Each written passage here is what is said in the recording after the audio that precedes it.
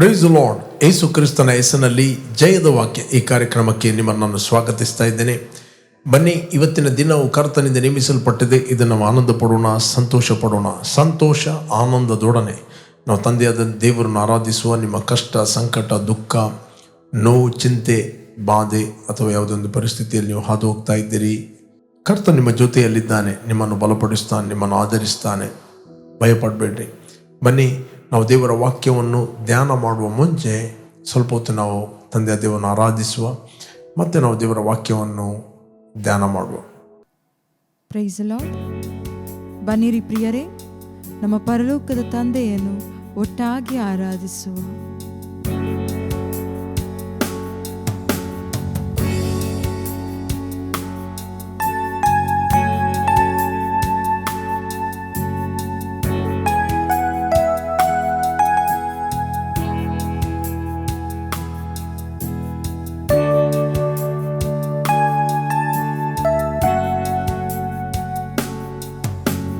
ಶಾಶ್ವತವಾದ ಪ್ರೀತಿಯಿಂದ ನನ್ನ ಪ್ರೀತಿಸಿದೆ, ಮಮತೆಯಿಂದಲೇ ನನ್ನ ನೀ ಸೆಳೆದೆ.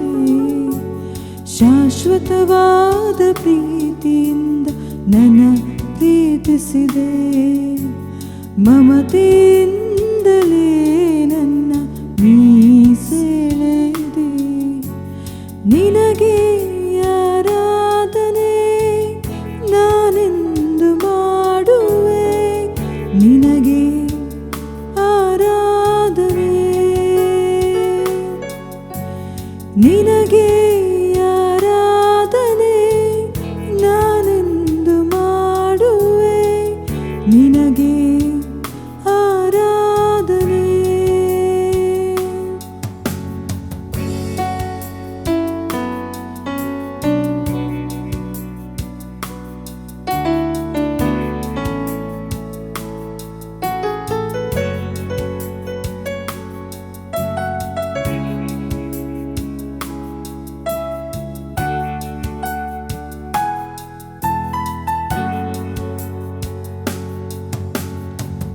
ತಾಯಿ ತನ್ನ ಮಗುವನ್ನು ಮರೆತಾರೆ, ಮರೆತಾಳು, ನೀ ನನ್ನ ಮರೆಯಲಾರೆ. ತಾಯಿ ತನ್ನ ಮಗುವನ್ನು ಮರೆತಾಳೆ, ಮರೆತಾಳು, ನೀ ನನ್ನ ಮರೆಯಲಾರೆ. ಶಾಶ್ವತವಾದ ಪ್ರೀತಿಯಿಂದ ನನ್ನ ಪ್ರೀತಿಸಿದೆ, ಮಮತೆಯಿಂದಲೇ ನನ್ನ ನೀ ಸೆಳೆದೆ. ಶಾಶ್ವತವಾದ ಪ್ರೀತಿಯಿಂದ ನನ್ನ ಪ್ರೀತಿಸಿದೆ, ಮಮತೆಯಿಂದಲೇ ನನ್ನ ನೀ ಸೆಳೆದೆ. ನಿನಗೆ ಆರಾಧನೆ, ನಾನೆಂದು ಮಾಡುವೆ, ನಿನಗೆ ಆರಾಧನೆ. ನಿನಗೆ ಆರಾಧನೆ, ನಾನೆಂದು ಮಾಡುವೆ, ನಿನಗೆ ಆರಾಧನೆ. ನಿನಗೆ ಆರಾಧನೆ.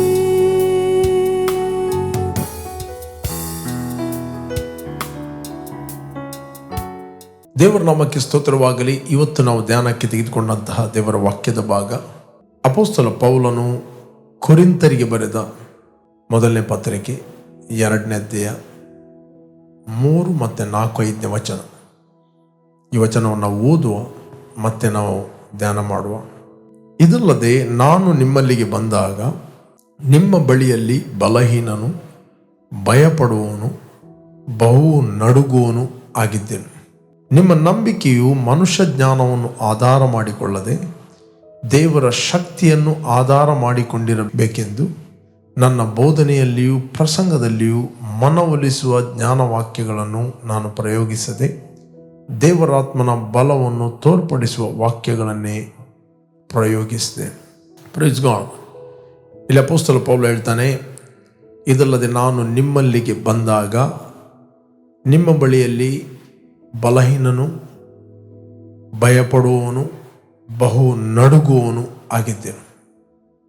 ಓಕೆ, ನಿಮ್ಮ ನಂಬಿಕೆಯು ಮನುಷ್ಯ ಜ್ಞಾನವನ್ನು ಆಧಾರ ಮಾಡಿಕೊಳ್ಳದೆ ದೇವರ ಶಕ್ತಿಯನ್ನು ಆಧಾರ ಮಾಡಿಕೊಂಡಿರಬೇಕೆಂದು ನನ್ನ ಬೋಧನೆಯಲ್ಲಿಯೂ ಪ್ರಸಂಗದಲ್ಲಿಯೂ ಮನವೊಲಿಸುವ ಜ್ಞಾನವಾಕ್ಯಗಳು ನಾನು ಪ್ರಯೋಗಿಸದೆ ದೇವರಾತ್ಮನ ಬಲವನ್ನು ತೋರ್ಪಡಿಸುವ ವಾಕ್ಯಗಳನ್ನೇ ಪ್ರಯೋಗಿಸಿದ್ದೇನೆ.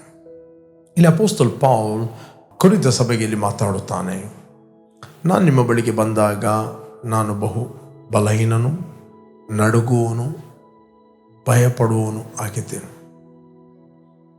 ಇಲ್ಲಿ ಎಂಥ ಬಲಹೀನತೆ, ಎಂಥ ನಡುಗುವಂಥದ್ದು, ಎಂಥ ಭಯಪಡುವಂಥದ್ದು, ಮೂರು ಸಂಗತಿಗಳು: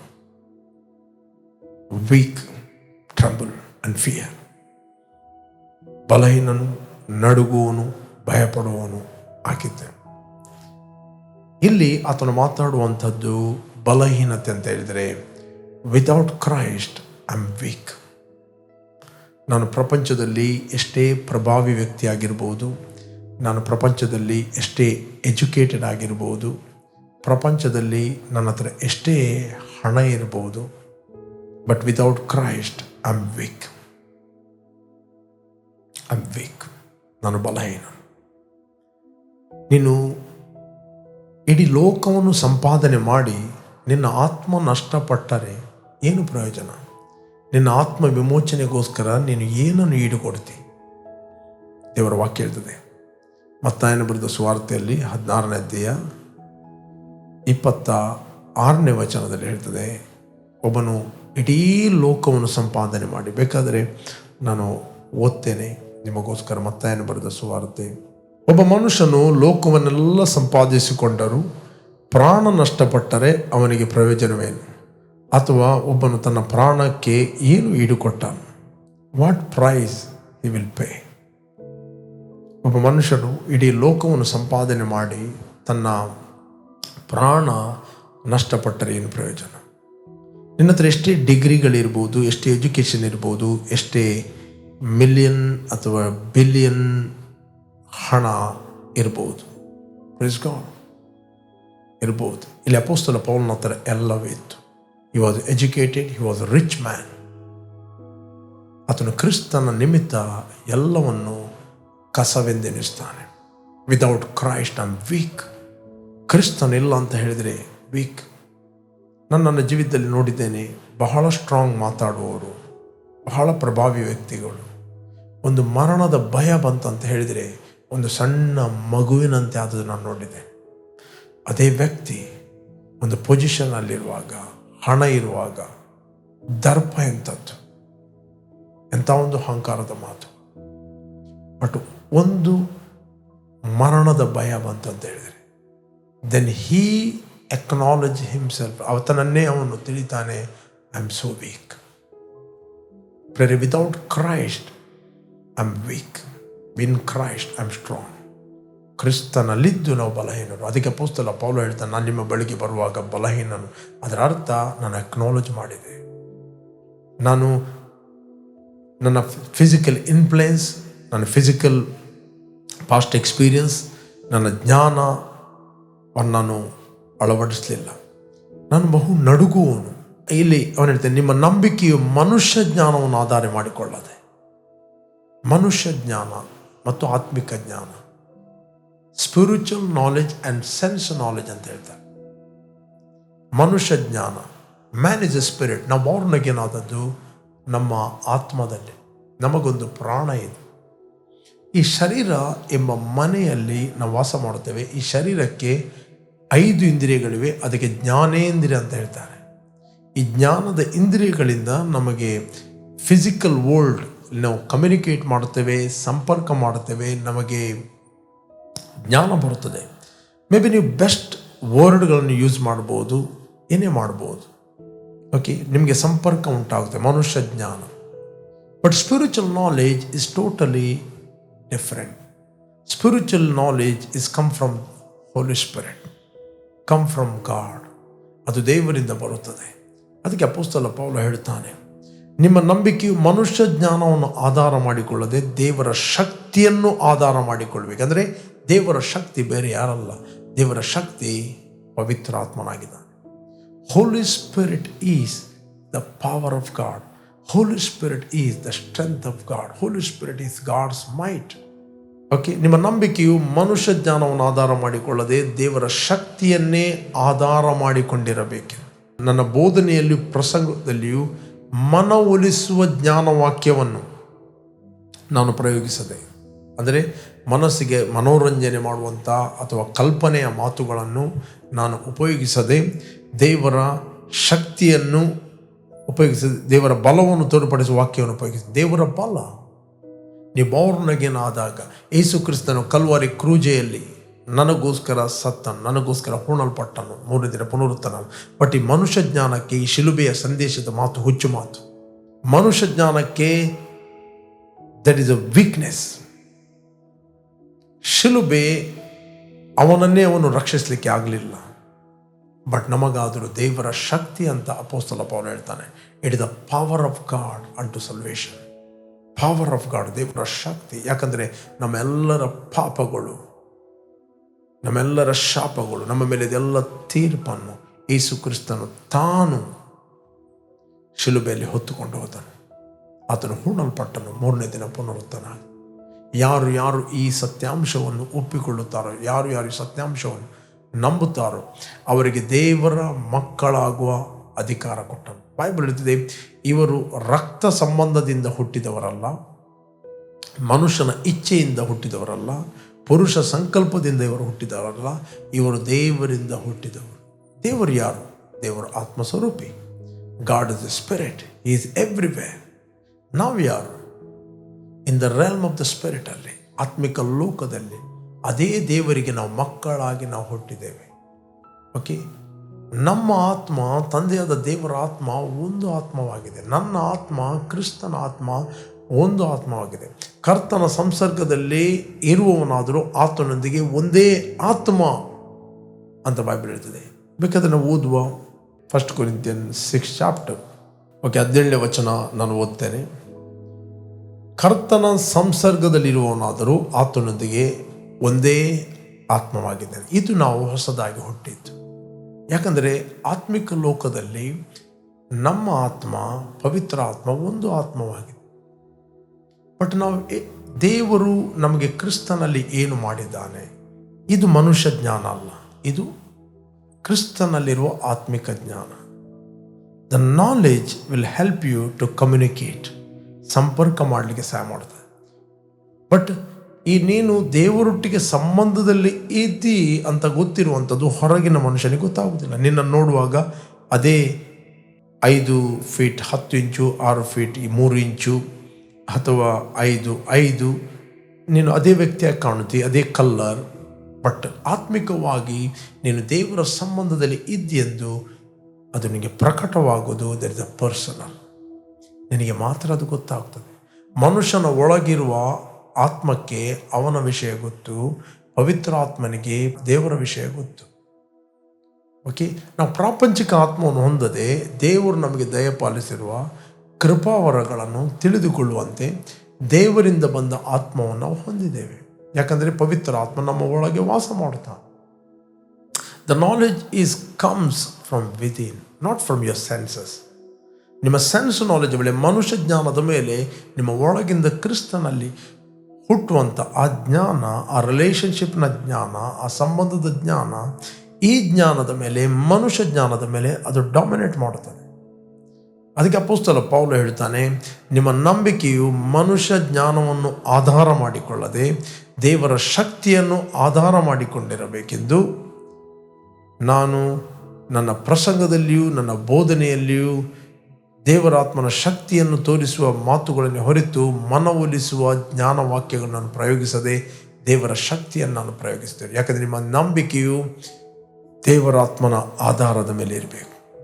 ಪ್ರೈಸ್ ಗಾಡ್. ನಮ್ಮ ನಂಬಿಕೆ ದೇವರ ಆತ್ಮನ ಆಧಾರದ ಮೇಲೆ ಇದೆ. Praise God. ಯಾಕಂದರೆ ನೀವು ಕ್ರಿಸ್ತನೊಂದಿಗೆ ಒಂದು ಆತ್ಮವಾಗಿದೆ. ಪವಿತ್ರ ಆತ್ಮ ನಿಮ್ಮ ಒಳಗೆ ವಾಸ ಮಾಡುತ್ತಾನೆ. ಮನುಷ್ಯ ಜ್ಞಾನ. ಒಂದಿನ ಈ ಸ್ವಾಮಿ ಕೇಳಿದ, ರೈಟ್, ತನ್ನ ಶಿಷ್ಯರಿಗೆ ಕೇಳಿದ, ಸಾಮಾನ್ಯ ಜನರು ನನ್ನ ಬಗ್ಗೆ ಏನು ಹೇಳುತ್ತಾರೆ?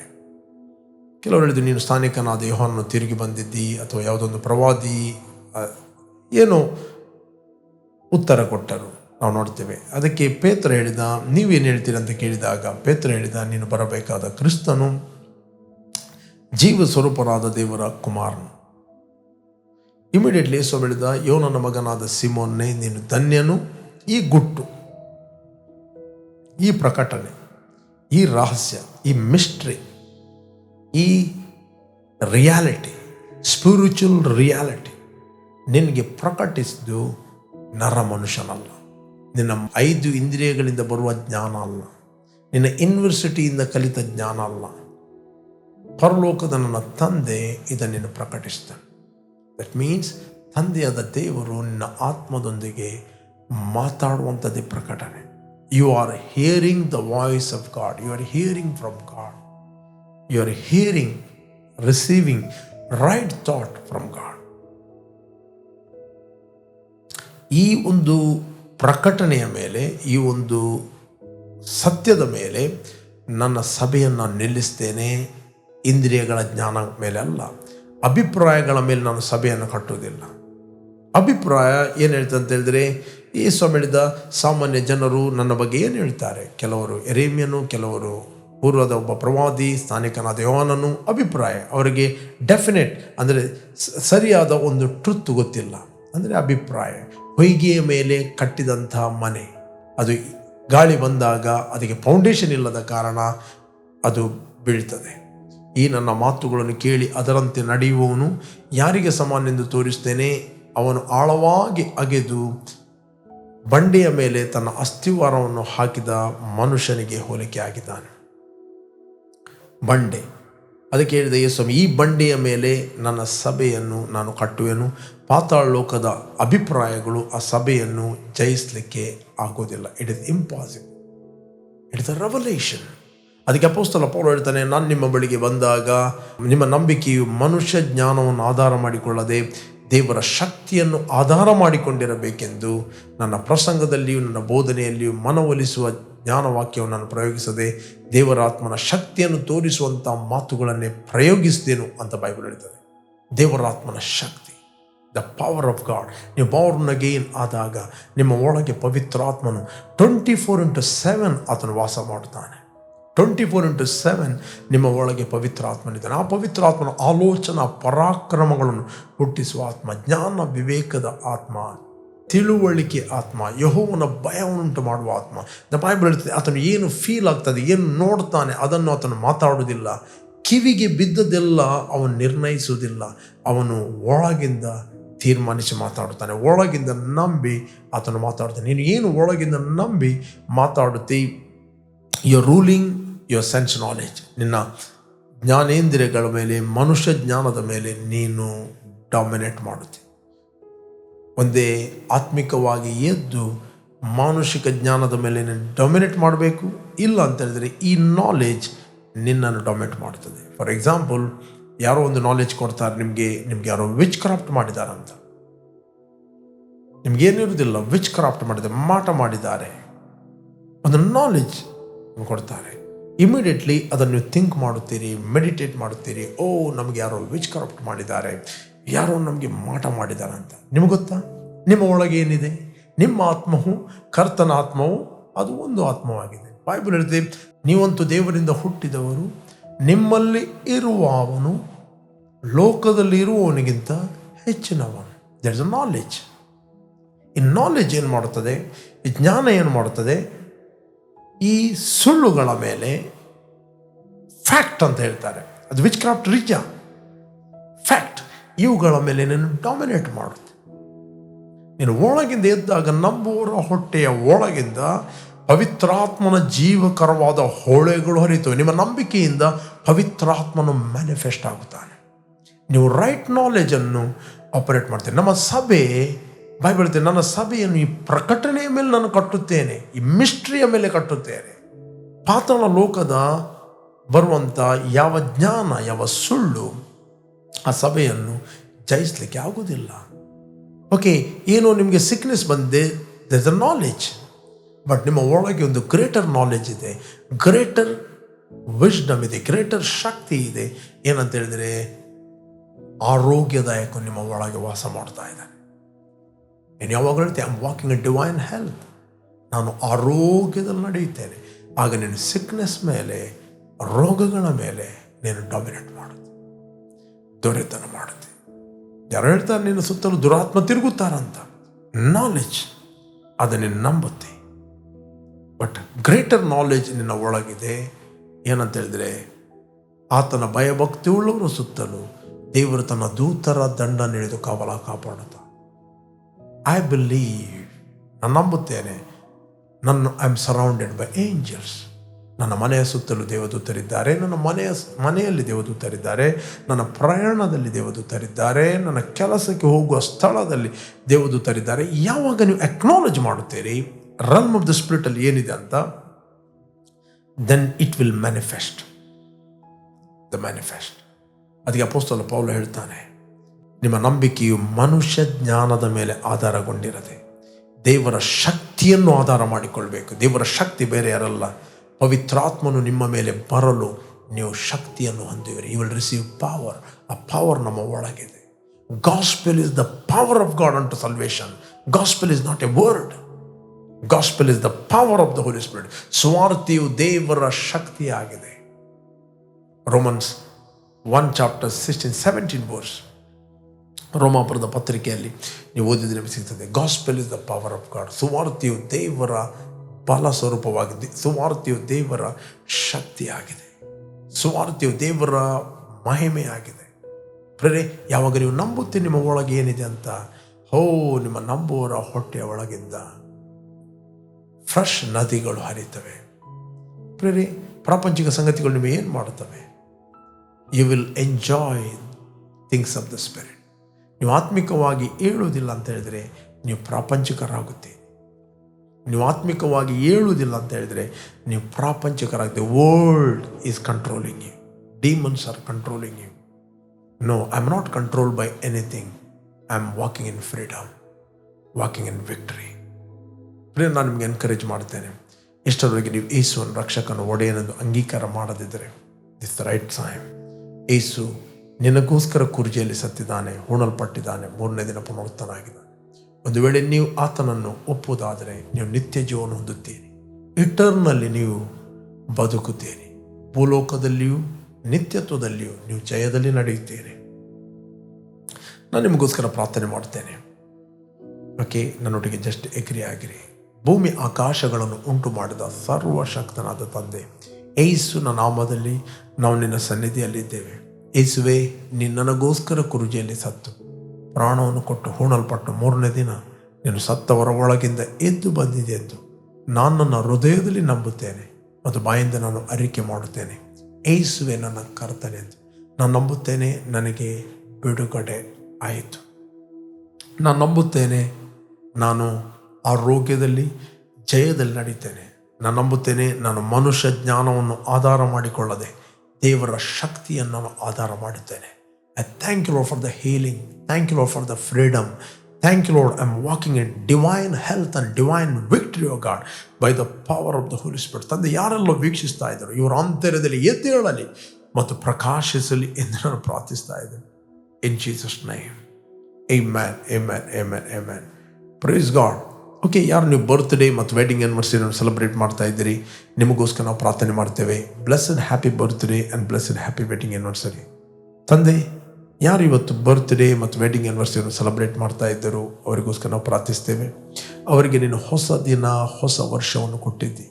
ನಿನ್ನ ಉದ್ದೇಶದಲ್ಲಿ ಅವರು ನಡೆಯುವುದಕ್ಕೋಸ್ಕರ ನಿನ್ನ ಕೃಪೆ ಅವರಿಗೆ ಆಧಾರವಾಗಲಿ, ಅವರ ಮಾರ್ಗಗಳು ಸರಾಗವಾಗಲಿ ಮತ್ತು ಓನ್ಲಿ ಡಿವೈನ್ ವ್ಯಕ್ತಿಗಳು ಅವರಿಗೆ ಸಂಧಿಸಿ ಸಪೋರ್ಟಿವ್ ಆಗಿ ನಿಂತು ನೀನು ಇಟ್ಟಂಥ ಉದ್ದೇಶವನ್ನು ಅವರು ಫುಲ್ಫಿಲ್ ಮಾಡುವಂತೆ ನೀನು ಅವರನ್ನು ನಡೆಸಬೇಕಾಗಿ ನಾವು ಪ್ರಾರ್ಥಿಸ್ತೇವೆ. I bless them O God in Jesus name, amen, amen, amen. Okay, ಜಯದ ವಾಕ್ಯ ಈ ಕಾರ್ಯಕ್ರಮವನ್ನು ಪ್ರತಿದಿನ ಬೆಳಿಗ್ಗೆ ಬಿಗ್ ಜೆ ಟಿವಿಯಲ್ಲಿ 7 ಗಂಟೆಯಿಂದ 7:30ಕ್ಕೆ ನೀವು ವೀಕ್ಷಿಸಿರಿ. 7:30ರಿಂದ 8 ಗಂಟೆ ಇದೇ ಕಾರ್ಯಕ್ರಮವನ್ನು ನೀವು ನಮ್ಮ ಯೂಟ್ಯೂಬ್ ಚಾನಲಲ್ಲಿ ವೀಕ್ಷಿಸ್ಬೋದು. ನಮ್ಮ YouTube channel word of victory church Udupi, pastor Roshan Lobo. Okay, ಸಂಜೆ ಅದೇ ರೀತಿ 7:15ರಿಂದ 8 ಗಂಟೆ ತನಕ ನೀವು ಲೈವ್ ಕಾರ್ಯಕ್ರಮವನ್ನು ವೀಕ್ಷಿಸ್ಬೋದು. ನಾನು ಲೈವ್ ಆಗಿ ನಿಮ್ಮ ಹತ್ರ ಮಾತಾಡ್ತೇನೆ.